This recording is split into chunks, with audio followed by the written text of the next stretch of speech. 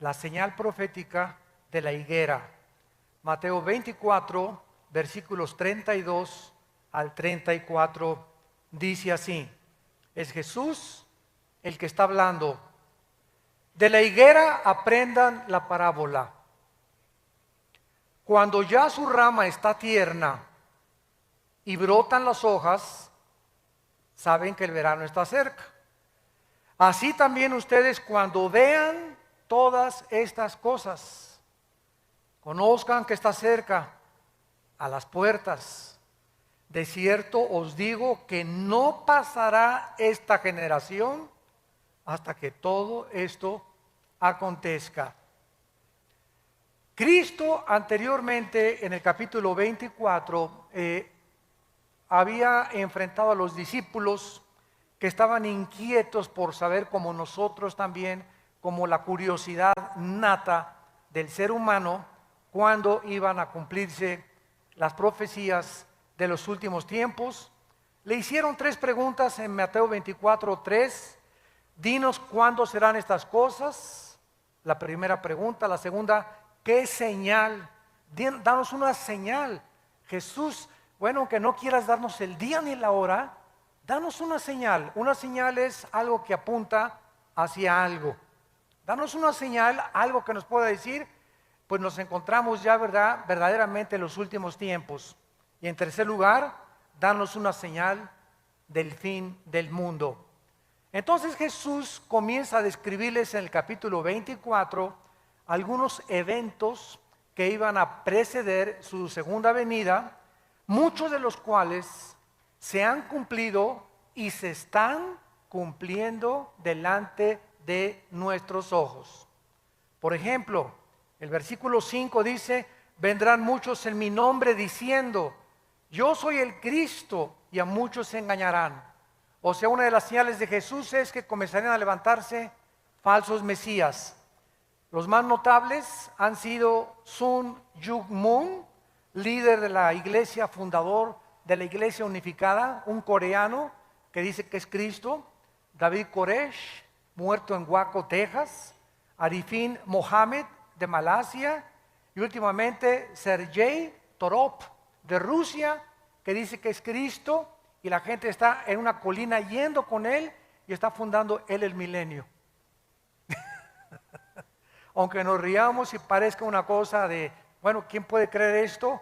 Acordémonos que 85 millones de alemanes le creyeron a Hitler que él era el Mesías y que iba a establecer el tercer Reich de 1000 años. Así que hay seguidores en la vida para todo.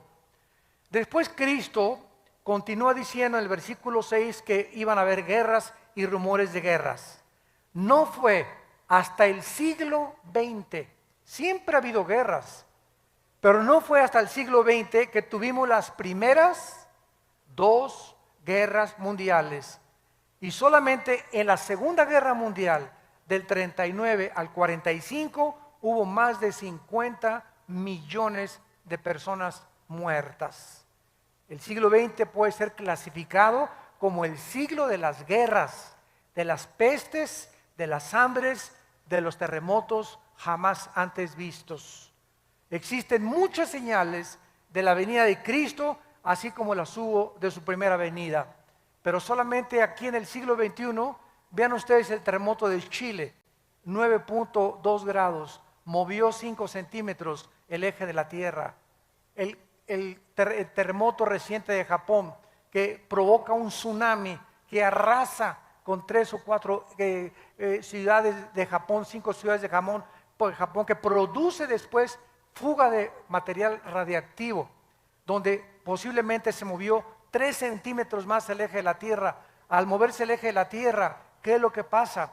Los huracanes comienzan a tener más fuerza, se sube el nivel del mar, por lo que consecuentemente el huracán jala más agua y es más fuerte el huracán y las fuerzas de los vientos. Estamos viendo ataques terroristas por todos lados, terremotos, estamos viendo pestes, tembló en Washington, tembló en el Capitolio, jamás había temblado ahí. Y todas estas cosas, ¿qué cosas son? Son señales que nos están diciendo: el mundo está a punto de extinguirse. Vivimos en un planeta con una enfermedad terminal. Los millones de litros de petróleo en el mar han contaminado la fauna marina. Los millones de incendios que ha habido en el mundo y que siguen actualmente propagándose por todos lados, devastando grandes forestaciones de bosque, están acabando con toda la ecología del mundo. Nuestro aire está contaminado, nuestra comida ya tiene que ser comida fabricada o inyectada con hormonas o comida orgánica, porque la comida también está contaminada. Estamos en un mundo que hemos destruido y que está a punto de tratar de abortarnos. El mundo está enfermo, como dice Mateo, como dice Isaías, perdón, capítulo 24. Muy bien. Entonces, así como hubo señales de que Cristo iba a venir en la primera venida, Cristo cuando vino reprendió a los líderes religiosos, porque aunque no se sabía el día ni la hora, ni nadie lo sabrá tampoco el día y la hora, sí es necesario e importante que nos comencemos a alistar cuando veamos las cosas. Por ejemplo, en Lucas, capítulo 12, versículo 54, Cristo enojado con los fariseos y los líderes y con la gente, les dijo lo siguiente, Lucas 12, 54, decía también a la multitud, cuando veis la nube que sale del poniente, luego decís, agua viene, y así sucede, es lógico, ¿verdad? Salimos ahorita a la calle y está todo nublado y aborrascado el cielo. ¿Qué cosa nos muestra? Va a llover. ¿A qué horas? A las 3, no sé, a las 2, a lo mejor en 5 minutos, a lo mejor en 2 horas. Pero el acumulamiento de nubes nos habla de que ya no tarda en caer la lluvia. Cuando sopla el viento del sur, decís, hará calor, y lo hace. Es en lo que se basan los pronósticos del tiempo y de los climas. ¿Cómo pueden saber que la semana que entra va a haber 75 grados de temperatura, o 25 en Acapulco y 32 en Cancún, etcétera, etcétera? ¿Cómo lo hacen? Midiendo con los satélites y el calor, el tiempo, el calor, la precipitación y la velocidad, etcétera, etcétera. Todo eso les hace hacer pronósticos que, aunque no son 100% exactos, por lo menos dicen, pasado mañana va a llover, o va a haber un calor tremendo la semana que entra, etcétera, etcétera. Hipócritas, versículos 56, que saben distinguir el aspecto del cielo y de la tierra, y cómo no distinguen este tiempo. ¿Cómo no supieron los fariseos que Jesucristo iba a nacer en Belén? Isaías lo decía, que su madre iba a ser una virgen, que cuando hubiera un levantamiento en Roma y tratara Roma de conquistar Jerusalén y el mundo, el Mesías iba a venir. ¿Cómo es posible que no hayan podido estar preparados? A lo suyo vino y los suyos no le recibieron. Me pregunto si sucederá lo mismo con nuestra generación. ¿Estaremos tan ciegos de no darnos cuenta en qué tiempo nos estamos encontrando? Jesús comparó estos eventos en Mateo 24:8 con dolores de parto. Dice en Mateo capítulo 24, versículo 8, todo esto será principio de dolores, que son los dolores, la palabra griega que experimenta una mujer cuando va a parir. Una mujer cuando va a parir, ¿cómo comienzan los dolores? Comienzan con contracciones cada vez más fuertes, cada vez más fuertes, cada vez más fuertes, van aumentando en intensidad y en dolor, hasta que se revienta la fuente de agua, ¿verdad? Y entonces la mujer tiene que ser internada inmediatamente en un hospital. Entonces Cristo dijo que los terremotos, los huracanes, los tsunamis, toda la descomposición ecológica iba a ir aumentando, aumentando, aumentando, como lo estamos viendo con nuestros ojos. Los terremotos son cada vez más fuertes, producen más daños, los huracanes son cada vez más devastadores, los tsunamis están comenzando a inundar ya grandes cantidades y grandes costas en los continentes del mundo. ¿Y quién puede estar ciego a lo que está pasando en Israel? Lo que va a pasar en 2 o 3 días. Esto es increíble a la luz de la Biblia. Muy bien, vamos a ver ahora que la Biblia nos revela que los cristianos sí podemos conocer los tiempos acerca de la segunda venida de Cristo. Veamos esto en Primera de Tesalonicenses, capítulo 5, versículos del 1 al 5. Primera de Tesalonicenses, capítulo 5, los primeros 5 versículos. Y dice el apóstol Pablo, acerca de los cronos, se tradujo tiempos, o sea, el tiempo cronológico. Y acerca de las ocasiones, ponlo en tu Biblia ahí, kairos, o sea, tiempos específicos. Una cosa es cronológicos, otra cosa es específicos. O sea, acerca de la cronología de los tiempos y el tiempo específico de algún evento, no tiene necesidad, hermanos, de que yo les escriba. Porque vosotros sabéis perfectamente. Debemos los cristianos tener este conocimiento, que el día del Señor vendrá como ladrón, que cuando digan paz y seguridad, no es hasta que haya un tratado de paz en el mundo, donde se diga algún dictador, ya basta de guerras entre árabes y judíos, ya basta de problemas en el mundo, como lo hizo Hitler en 1932 al 34. Alemania estaba azotada por el comunismo, se formó el Partido Nacional Socialista, no había trabajo, el orgullo alemán estaba hasta los suelos después de que perdieron la Primera Guerra Mundial, era una población, un grupo humillado ante el mundo, y llega una voz del Führer, de Hitler, yo saco a Alemania, comienza a darle el empleo a todos, fabrica, producen la Porsche, se produce el carro Volkswagen, que Hitler dijo, le voy a dar un premio al mejor diseñador de autos, que me haga un carro para el pueblo. La palabra Volks significa pueblo en alemán, Wagen en alemán significa pueblo. Entonces, Volkswagen significa el carro del pueblo. Y pues hasta el momento, ¿verdad?, ha sido un carro increíble desde la Segunda Guerra Mundial. Y sacó a Alemania totalmente del pozo de desesperación en que se encontraban. Y 85 físicos, matemáticos, doctores, licenciados, abogados, maestros de escuela, no estoy hablando de indígenas, 85 millones de profesionistas, de personas cultas, de personas que fueron a la universidad con premios, nobeles, etcétera, etcétera, votaron por Hitler y le creyeron a Hitler. ¿No le creerán al anticristo?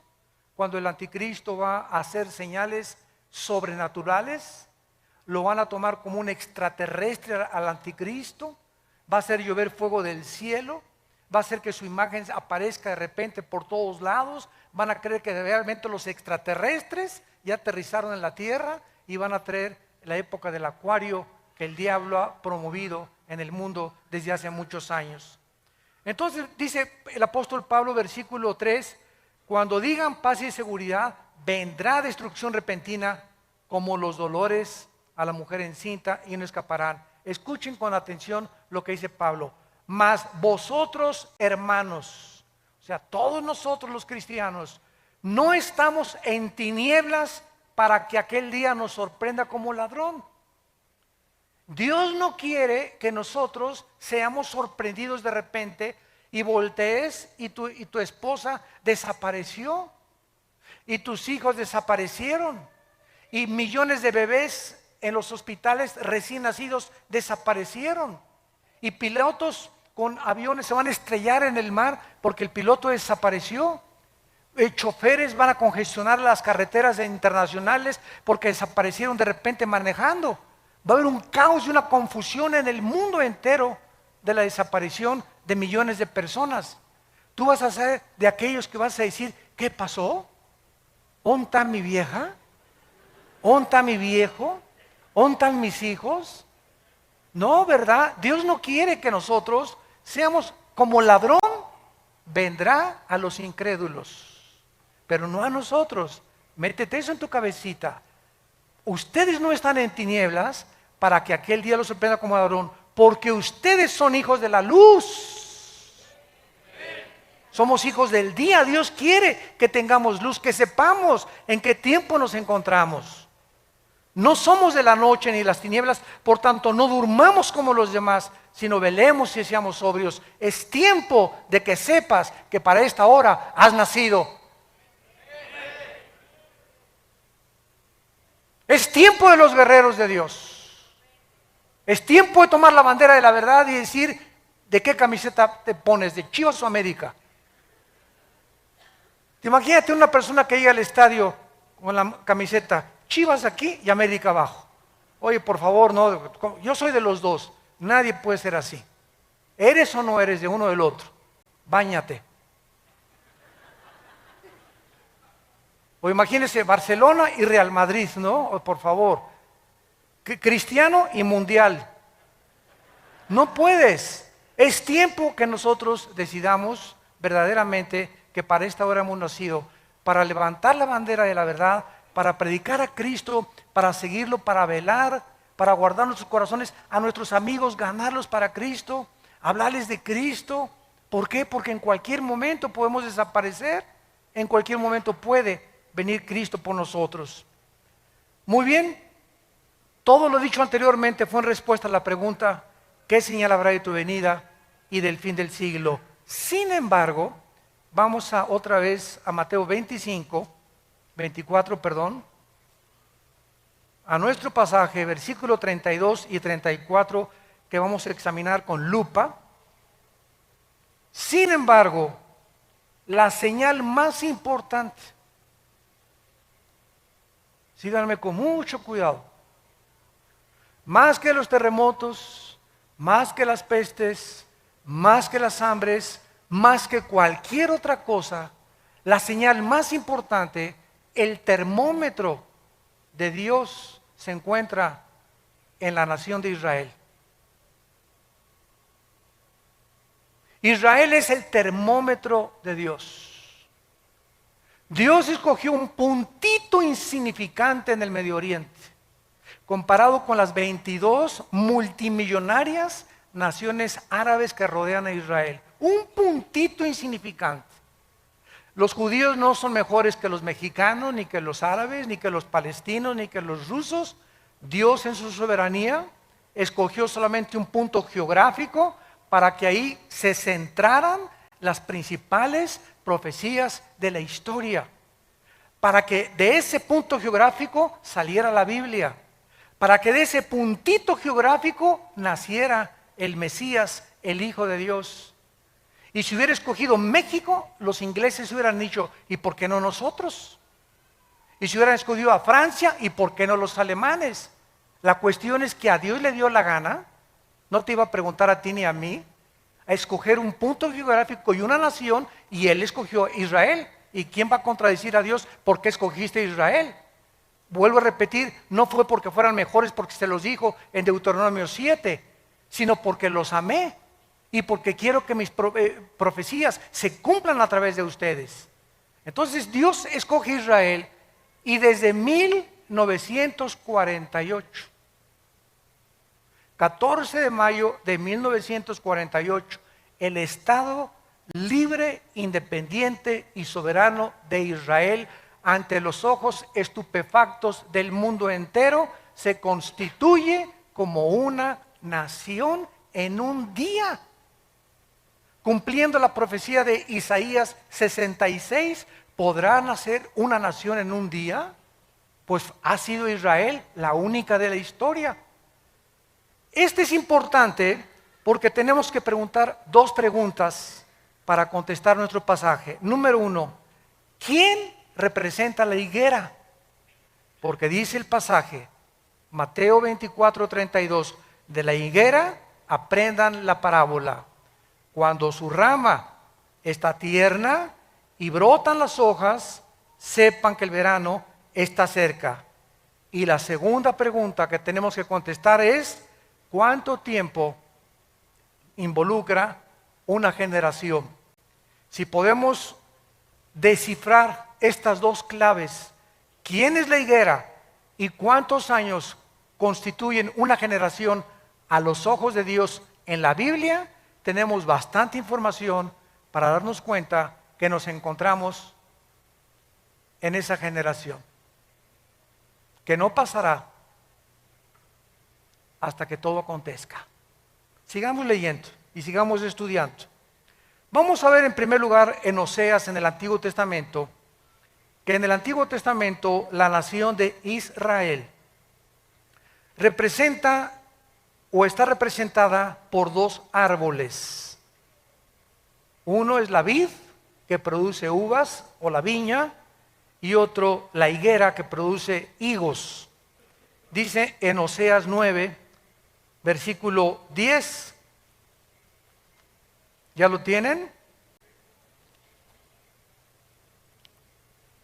Como uvas en el desierto, hallé a Israel, como la fruta temprana de la higuera. En su principio vi a vuestros padres. Aquí Cristo compara con dos árboles a Israel, con la vid y con la higuera. Pero es interesante, ¿verdad?, que la higuera es la última planta del año en florecer. Hay tres árboles en la Biblia: el olivo, que representa las bendiciones. Dice en Romanos 11 que fuimos injertados en el olivo.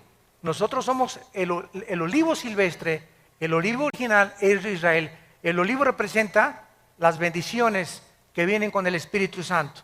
La vid representa el sistema religioso, la viña. Isaías 5, planté una vid y vine a buscar fruto y no la encontré. Y esta misma parábola de Isaías 5, representando la vid, Cristo dice cuando vio la higuera, la maldijo, que era una profecía más adelante de que Israel atraería la maldición sobre sus vidas por haber rechazado al Mesías. Y en tercer lugar, la higuera representa la resurrección nacional de Israel.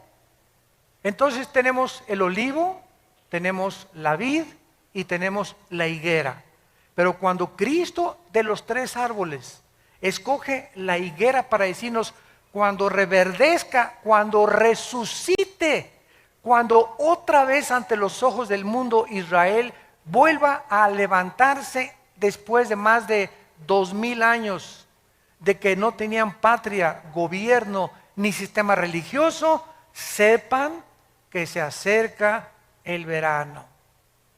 Quiero decirles con más exactitud que esta generación no pasará hasta que se cumplan todas estas cosas. Vemos también en Lucas capítulo 13 acerca de la higuera que Cristo nos está describiendo. Dice Lucas 13, versículo del 6 al 9. Dijo también esta parábola: tenía un hombre una higuera plantada en su viña y vino a buscar fruto en ella y no lo halló. Y dijo al viñador: he aquí hace 3 años que vengo a buscar fruto en esta higuera y no lo halló. Córtala. ¿Para qué inutiliza también la tierra? Él entonces respondiendo les dijo: Señor, déjala todavía este año hasta que yo cabe alrededor de ella y la abone, y si diere fruto bien, y si no la cortarás después. ¿A quién se refería? A Israel. Vino Cristo al mundo y no a los suyos vino. ¿Quiénes eran los suyos? Los judíos. Cristo vino a los judíos y después pasó a los gentiles el evangelio, pero el evangelio vino a predicarse primero a los de su pueblo, a los judíos, porque de ahí iban a ser el Mesías, de ahí nació. Entonces Cristo no encontró fruto y lo compara con un árbol, por eso se llama parábola, porque es una verdad espiritual ilustrada con una verdad o con la ecología o con los árboles, los pájaros, las plantas. Cristo ilustra todo lo que está aquí terrenalmente con las cosas del cielo para que las entendamos. Vemos pues aquí otra vez que la higuera representa a la nación de Israel.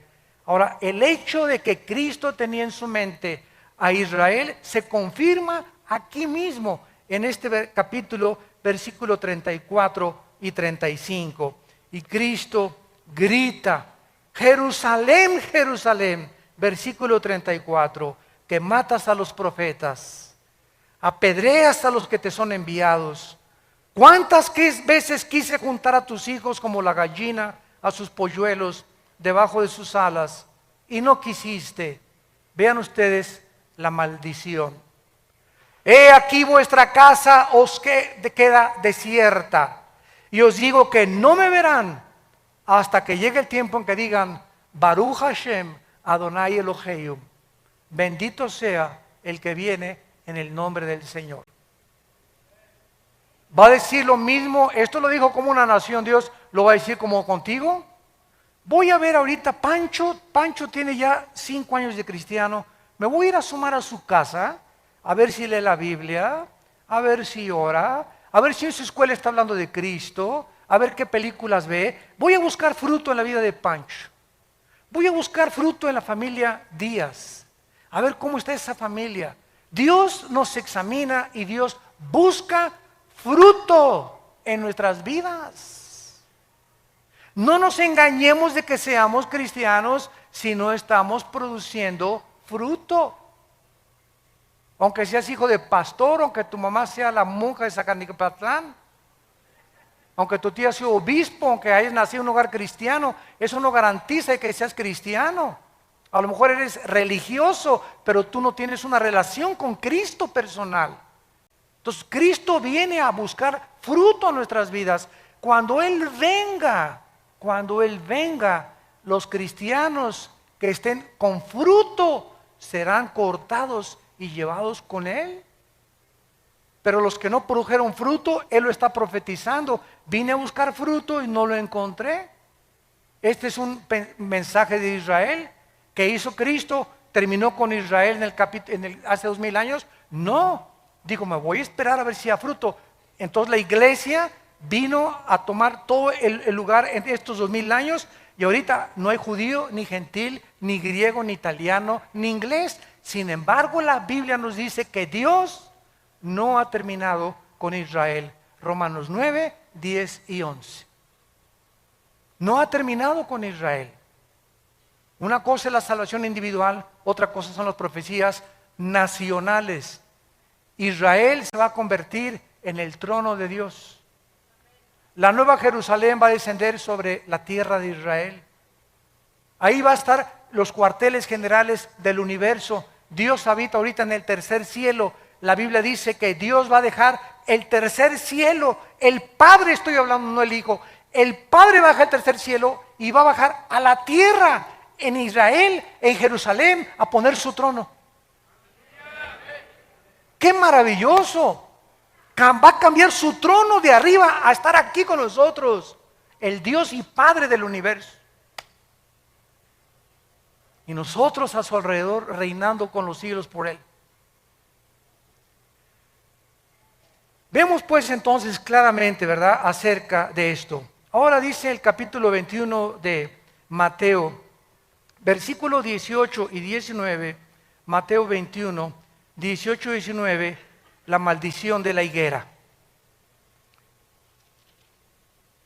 Por la mañana, volviendo a la ciudad, tuvo hambre, y viendo una higuera, está hablando de Jesús, cerca del camino, vino a ella. Y no halló nada, sino hojas solamente. Y le dijo: nunca jamás nazca de ti fruto. Y luego se secó la higuera. Viendo los discípulos que se han maravillado, ¿cómo es que se secó enseguida la higuera? Bajo el Nuevo Testamento, para que entendamos este pasaje, los judíos tenían que presentarse 3 veces al año delante del Señor en la ciudad de Jerusalén. Jesús mismo vino a la ciudad de Jerusalén, vía Jericó, porque era el camino que siempre tomaba Cristo para llegar a Jericó. Y en varias ocasiones fue a Jerusalén Cristo para celebrar, ¿se acuerdan las bodas de Caná, los tabernáculos, el Yom Kippur? Lo vino a celebrar Cristo en Jerusalén. Uno de esos días en que Cristo iba a Jerusalén, se encontró con la higuera, que sin duda en los viajes anteriores la había visto. Pregunta, ¿por qué no la maldijo antes, verdad? Lo vamos a ver. Pero el día precisamente en que él maldijo la higuera fue el día de su entrada triunfal a Jerusalén, cuando observó que no tenía fruto. Al llegar a Jerusalén, fue recibido como el Mesías, Hosana, el que viene en el nombre de Jesús, por la mayor parte de la gente. En la tarde se dirige a Betania, a la casa de Marta, de María y de Lázaro, a pasar la noche, porque venía camino a Jericó, y al regresar al día siguiente a Jerusalén, fue cuando él se detiene y maldice la higuera. Ya vimos que la higuera representa, sin ningún lugar a dudas, a Israel. Y esta acción de maldecir la higuera, porque no tenía fruto, vemos realmente que es una señal profética de que tampoco había encontrado fruto en la nación de Israel. Y cuando a Cristo lo crucifican, y cuando Pilato le dice a la gente, ¿a quién quieren escoger? Suelta a Barrabás, crucifícale. Pilato les dijo, la sangre sea sobre sus cabezas. Y el pueblo de Israel dijo estas palabras, que la sangre del Mesías sea sobre nosotros. Y en 2000 años no ha habido un grupo étnico como Israel expulsado de la mayor parte de las naciones. Simplemente el holocausto en 1943, 44, 45 de Hitler, donde más de 6 millones de judíos fueron matados de hambre y en las cámaras de los gases, como los han odiado, como ahorita estamos en el siglo XXI y el mundo los odia, los árabes no los quieren aceptar. Ahorita hay 120 naciones, de las 200 naciones que tenemos en el globo terráqueo, 120 están votando contra el Estado de Israel. La única nación que lo ha defendido ha sido Estados Unidos. ¿Por qué Estados Unidos desde la Segunda Guerra Mundial? Señores sociólogos, historiadores, comunistas y ateos que nos visitan y que nos ven por la televisión, pregúntate por qué Estados Unidos ha sido bendecido. ¿Por qué le tienes tanta envidia a Estados Unidos? El mejor país vestido, donde mejores empleos ha habido, donde a la gente se le reconoce lo que sabe, con el mejor ejército, el mejor sistema político que hay ahorita en el mundo, donde más o menos hay justicia mejor que en otros países. Ha detenido el comunismo, el fascismo, el nazismo. Si no fuera por Estados Unidos, aunque ahorita está hundiéndose, todo el mundo quiere Estados Unidos. Nadie se quiere ir a Rusia, nadie se quiere ir a la China, a México menos ahorita. ¿Por qué Estados Unidos es la nación del sueño americano? Hasta hace algunos años, porque ya no es igual, ya se acabó todo eso, porque ya los últimos presidentes han apostatado y han entregado a Estados Unidos en manos de los árabes y han traicionado a Israel desde el presidente Clinton. ¿Por qué? Porque los árabes tienen el 65% de la producción petrolera del mundo entero. Y ahorita el presidente Obama, si no se alinea con las naciones árabes, le cortan el petróleo a Estados Unidos, y Estados Unidos consume el 50% del petróleo de toda la producción del mundo entero. Después de Estados Unidos sigue China, Japón y Alemania. Pero Estados Unidos consume la mitad del petróleo que se produce en el mundo. Así que por eso hundirían totalmente sin petróleo igual a Europa si los árabes no acceden, Occidente, a que el Estado palestino sea reconocido, quitarles Jerusalén y que puedan los judíos devolver los territorios que ganaron en la guerra. Todo está exactamente como la Biblia lo dice. Zacarías 12, 2 y 3, Zacarías 14, del 3 al 4, Mateo 24, Mateo 25, Apocalipsis, Daniel, todo dice que cuando Jerusalén la rodearan los ejércitos, ante nuestros ojos está sucediendo pasado mañana. Ya se queda sola Jerusalén. ¿Qué va a pasar? Tal vez una guerra nuclear. La Biblia profetiza que Siria, Apocalipsis 17, va a desaparecer. Tal vez Israel conteste con armas nucleares a Siria y borre del mapa a Siria, y el anticristo salga de la región de Siria o Irak, y después de esta devastación se den cuenta, bueno, que nos estamos matando, surja como Hitler el anticristo y traiga la paz. Y cuando digan paz y seguridad, nos pintamos.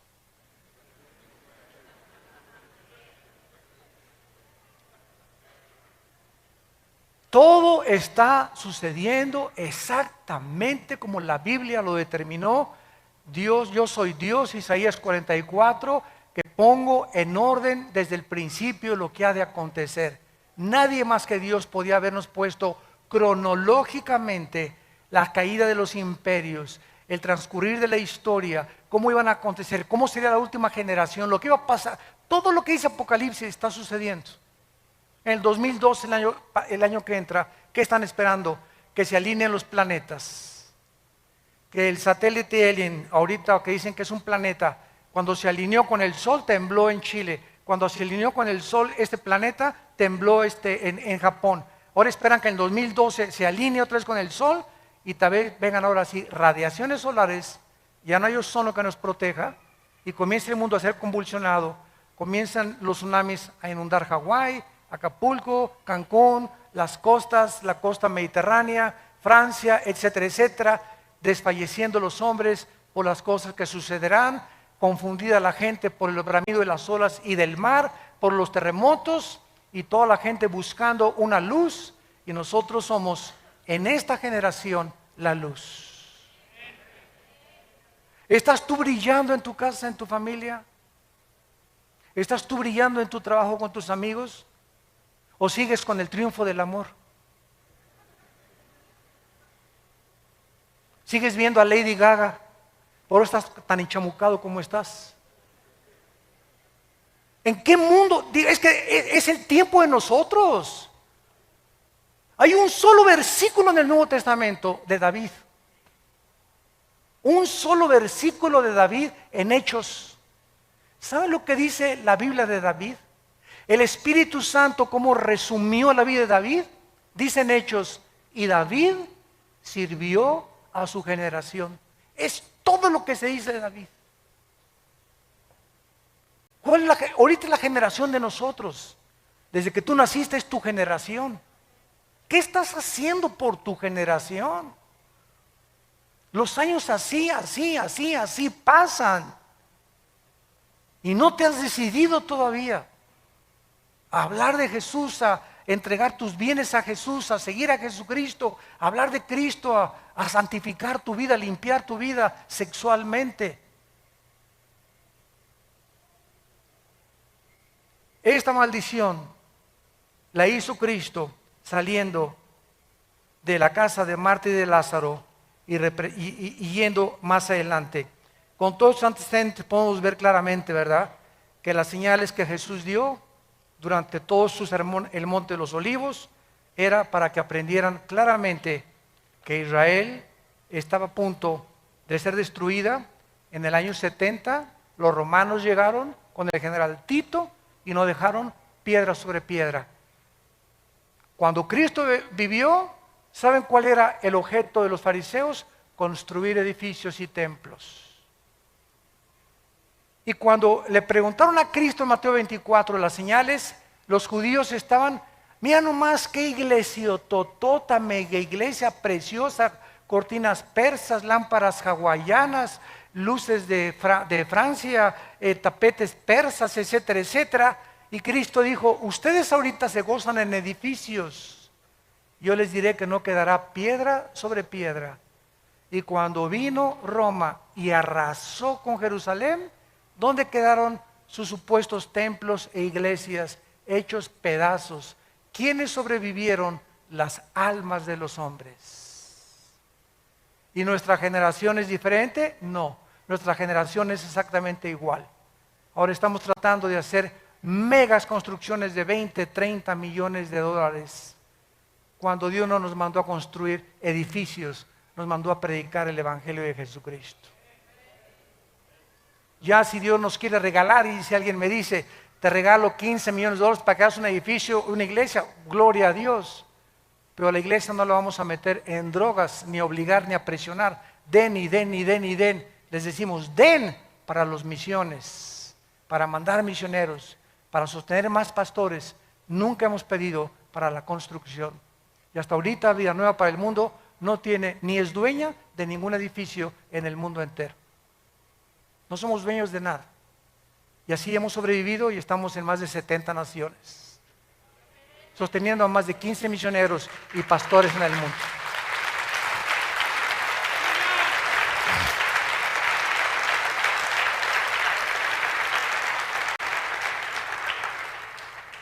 Los judíos pues fueron dispersados a los 4 confines de la tierra, quedaron por tierra cerca de más de 2000 años. Además la maldición se aplicó a la tierra, porque cuando regresaron en el 48 los judíos, era un desierto Israel, era un desierto. Los palestinos dicen que era tierra de ellos. Esto es la mentira más grande del mundo. Durante 3000 años Israel estuvo en Israel. Claro que había árabes cuando regresaron ellos, pero era un desierto Israel. No había un solo árbol, porque la maldición cayó sobre la nación y sobre la tierra. ¿Se acuerdan del Antiguo Testamento? El pecado hacía que Dios detuviera las lluvias y maldijera la tierra.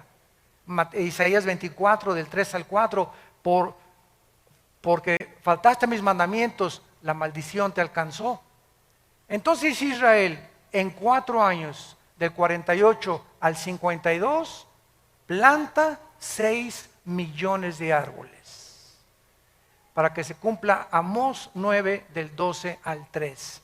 Los plantaré sobre su tierra, plantarán viñas y verán el fruto de ellas. Esto es además no solamente contra la tierra, porque hasta el siglo XX los judíos regresan a su tierra en 1948, y del 48 a nuestros días comienza a llover en Israel.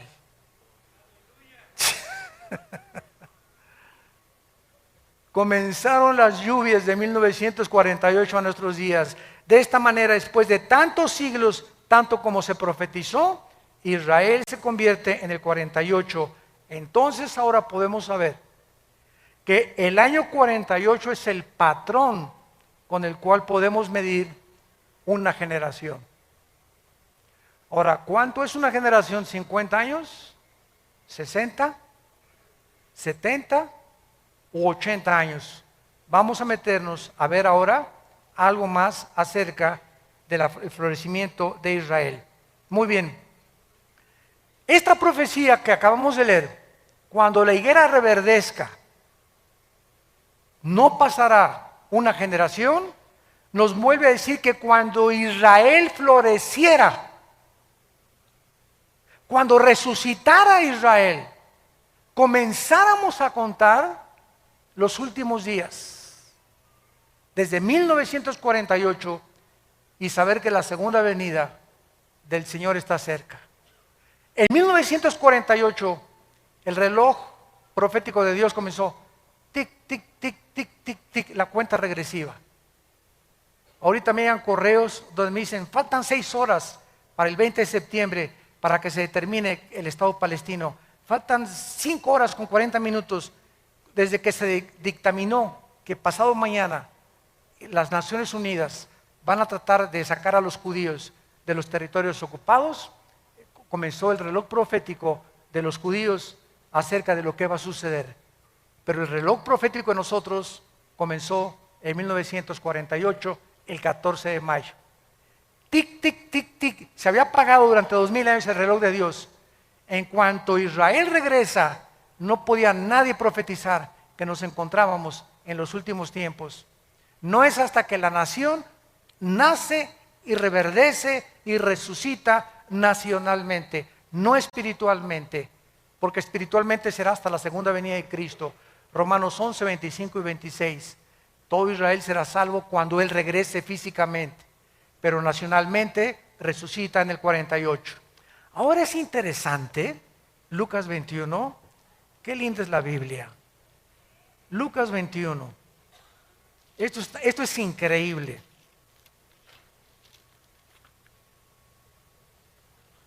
Lucas 21, vean qué cosa más maravillosa. ¿A quién le gusta estudiar la Biblia? Más les vale. Lucas 21, 29 al 32. Vean esto. Lucas 21, 29 al 32. También les dijo una parábola.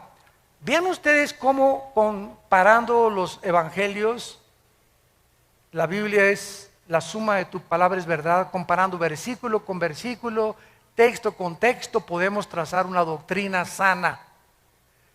También les digo una parábola, mirad la higuera y el Mateo no dijo eso, ¿verdad? El Mateo dijo, cuando veáis la higuera que reverdezca, ¿se acuerdan? Pero no agregó, y todos los árboles. Pero Lucas escribe que dijo Cristo además, cuando vea la higuera y todos los árboles, cuando ya brotan, viéndolo saben por ustedes mismos que el verano está cerca. Así también ustedes cuando sucedan estas cosas, sabed que el reino está cerca. De cierto les digo, no pasará esta generación hasta que todo esto acontezca. No podemos dejar de notar ni de estudiar en la declaración de estas profecías que Jesús menciona también, juntamente con el renacimiento de Israel, que los árboles. Tenemos ya otra pieza del rompecabezas. Los árboles, tenemos que saber qué significan o representan los árboles, porque lo que no dice Mateo, lo dice Lucas. En la misma Biblia vamos a encontrar esta interpretación.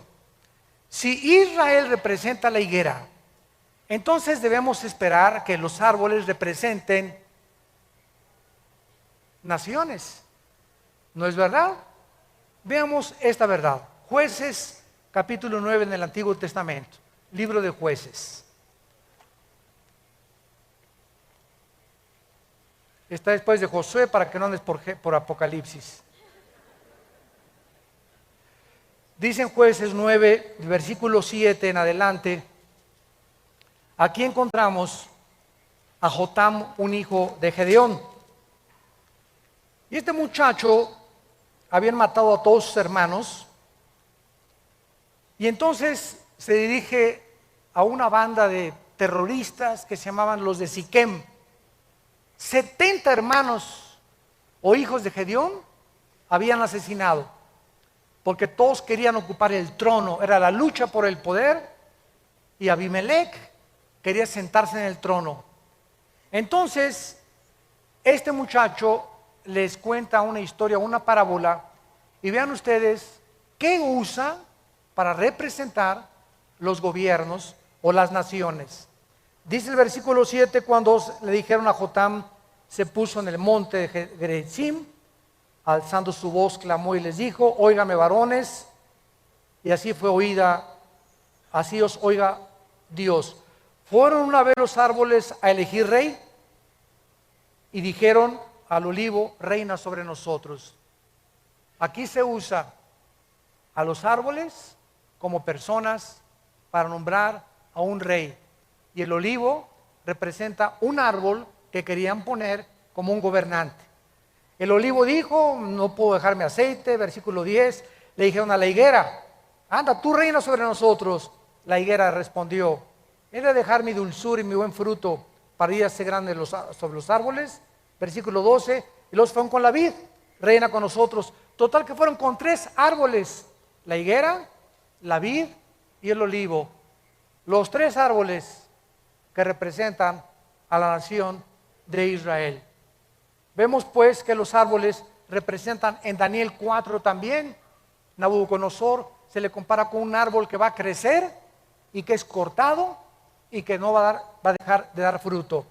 Con estos ejemplos podemos ver algo extraordinario a la luz de la historia que nos puede ya comprobar realmente qué significan los árboles. Una vez que vemos que los árboles representan personas, gobernantes o naciones, ¿a qué naciones? Si los árboles se representan naciones, ¿a qué naciones se refería Jesús que iban a reverdecer juntamente con Israel? Qué asombroso es esto. Las naciones cercanas a Israel iban a florecer cuando Israel floreciera. De manera asombrosa, descubrimos que las naciones que tienen su frontera con Israel se independizaron exactamente dentro de los 5 años del renacimiento de Israel. El Líbano, Jordania, Siria y Egipto obtuvieron su independencia entre 1943 y el 52.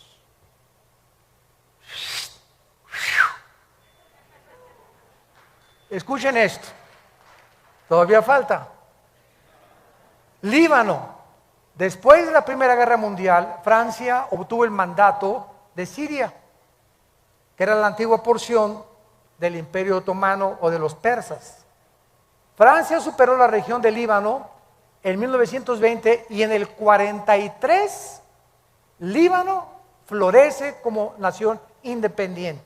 Jordania, después de la Primera Guerra Mundial, la disolución del Imperio Otomano, Inglaterra recibe el mandato de gobernar la mayoría del Medio Oriente. La Gran Bretaña separa la región autónoma de Transjordania en 1920 y Jordania se independiza en 1946 y adopta el nombre de Jordania hasta 1950. Siria administra esta región Francia después de la guerra y Siria se independiza en el 46 también, exactamente cuando se independizó Jordania. Egipto obtiene su independencia y soberanía con el derrocamiento de la monarquía británica en 1952. Estas naciones, al igual que Israel, no existían independientes hasta después de 1943. Y esto fue simplemente eran parte del Imperio Otomano, parte del Imperio Británico o colonias de Francia. Su nacimiento alrededor de Israel en el 48 nos muestra de manera asombrosa que eran las naciones a las cuales Cristo profetizó, que no es coincidencia que en ese tiempo de 5 años se independizaron todas las naciones que tienen su frontera con Israel. ¿Es la Biblia la palabra de Dios? ¿No es maravilloso que nosotros podamos saber claramente todo lo que está pasando en el mundo? Y terminamos con la generación. La es Israel, las naciones, las que tienen su frontera con Israel, que se independizaron. Ahora tratemos de ver cuánto es una generación a la luz de la Biblia. La palabra generación, dor, en el hebreo, se tradujo al griego genea, de donde viene la palabra genealogía, de donde viene la palabra genes. Nuestros genes también vienen de ahí. Y esta palabra significa una época o una generación de personas o un periodo particular de vida desde el nacimiento hasta que morimos. Vean ustedes el Salmo 78, versículo 8. Salmo 78, versículo 8. Y no sean como sus padres, generación contumaz y rebelde, generación que no dispuso su corazón, ni fue fiel para con Dios su espíritu. Israel nació el 80% de la gente de Egipto cuando tenían 40 años. Más 40 en el desierto.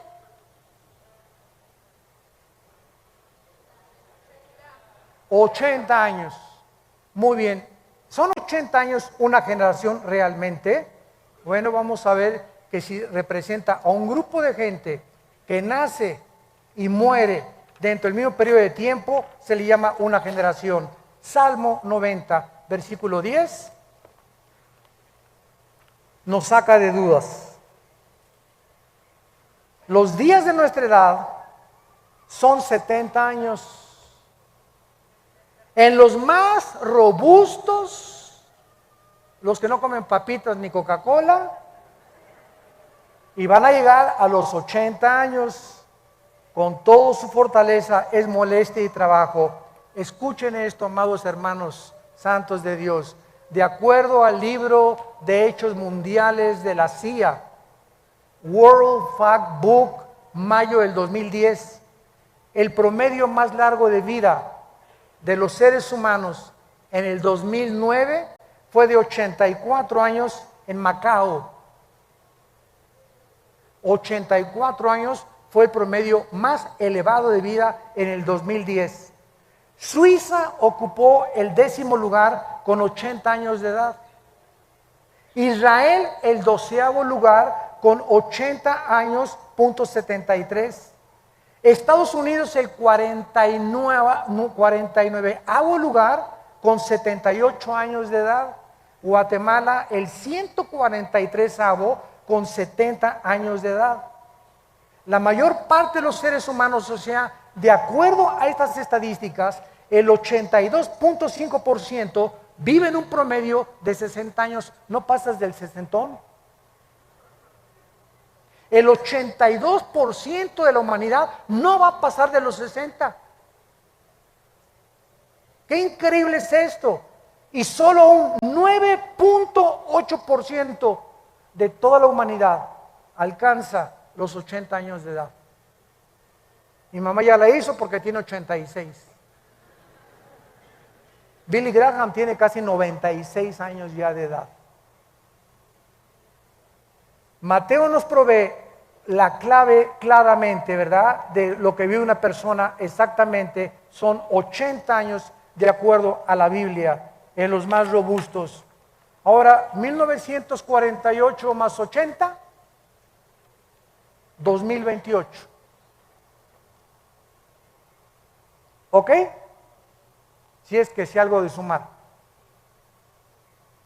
Si el 2028 más o menos, sin que sepamos el día y la hora, fuera la segunda venida de Cristo, tendríamos que restarle 7 años de la tribulación, ¿no? ¿Cuánto nos da? 2021. O sea, estamos en el 2011. ¿Cuántos años nos quedan?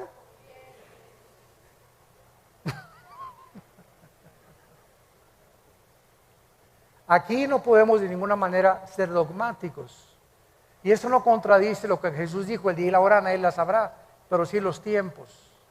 Yo no sé si será el rapto en el 2002 o en el 15.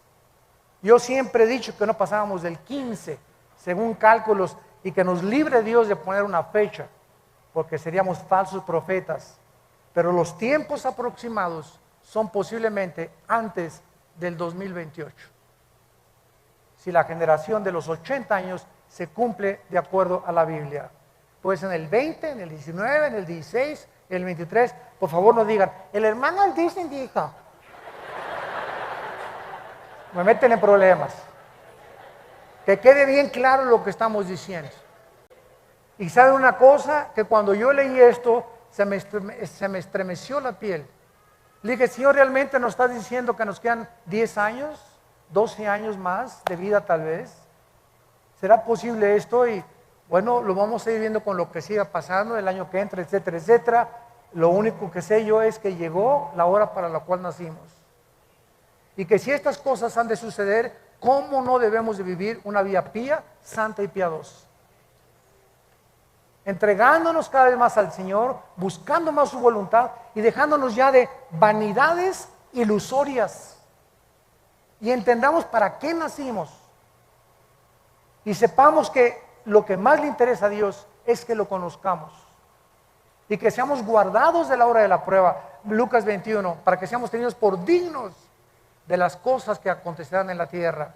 ¿Estás tú listo para encontrarte con tu Dios? Gracias por tu palabra, Señor. Gracias por tu palabra, Señor, y por los tiempos que nos permites vivir, donde estamos viendo que las nubes se están juntando de las catástrofes, de los holocaustos, de las tragedias en el mundo, de los fenómenos naturales, donde la naturaleza se ha vuelto contra nosotros. Y sabemos que estas son señales. Y tenemos tal vez 2 años, 10 años, solo tú lo sabes. Lo único que sabemos es que ya el tiempo se ha acercado. Y que estas consideraciones que hemos traído a la luz de tu palabra, con la ayuda del Espíritu Santo como nuestro Maestro, nos hacen temblar interiormente de temor a ti, de acercarnos más rápido a ti, de entregar nuestras vidas con pasión a ti y de saber que tú eres la única causa por la cual vivimos. Porque si vivimos es para ti y si morimos es para ti también, Señor. Ya sea que vivamos o que muramos, le pertenecemos al Señor. Muchos de ustedes que nos ven por la televisión y que están aquí presentes, yo los invito a que vengan a la cruz en este momento. Vengan a la cruz, ven a hacer la paz con Dios, prepárate para encontrarte con tu Dios. Si Cristo no viene en 20 o 30 años, el día de tu muerte, lo vas a enfrentar. Y será el día de tu juicio, donde no tendrás otra oportunidad, como la tienes en esta tarde, de arrepentirte de tus pecados y de entender que no eres un animal. Somos personas inteligentes, agentes morales, responsables de las decisiones que tomamos, cuyas consecuencias son para bien o para mal siempre. Cada decisión que tomamos tiene consecuencias, para bien o para mal. Y tú y yo somos responsables delante de Dios, nadie más que nosotros, de las decisiones que tomamos. Ven a Cristo, toma esta decisión en tu corazón hoy, y ahí desde tu lugar dile: Señor mío y Dios mío,